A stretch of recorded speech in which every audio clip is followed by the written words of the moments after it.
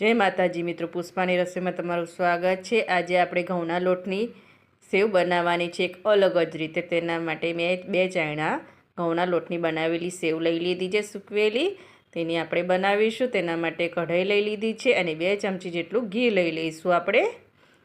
આજે આપણે અલગ રીતે ઘઉંના લોટની સેવને બનાવવાની છે। પહેલાં આપણે ઘઉંના લોટની સેવને શેકી લઈશું ઘીમાં।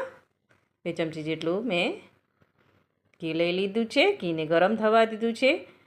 હવે સેવને મેં અંદર એડ કરી દઈશું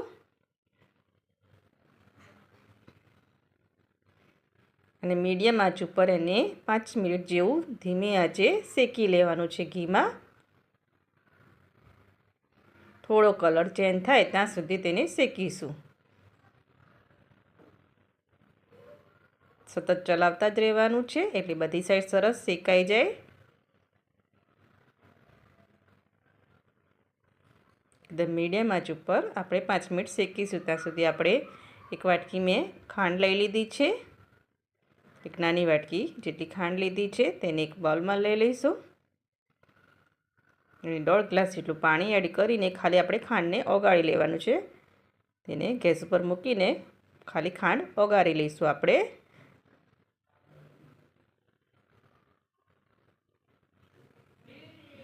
શેકાઈ ગઈ છે, જો થોડી થોડી બ્રાઉન થઈ ગઈ છે આપણી સેવ। બહુ બ્રાઉન નથી કરવાની, લાઇટ જ બ્રાઉન કરવાની છે। શેકાઈ ગઈ છે સરસ। જો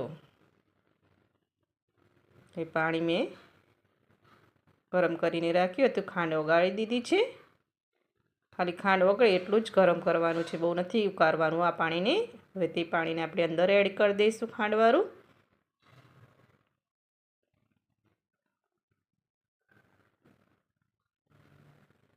મિક્સ કરી લઈશું સરસ, બધી સાઈડથી ફેરવી લઈશું।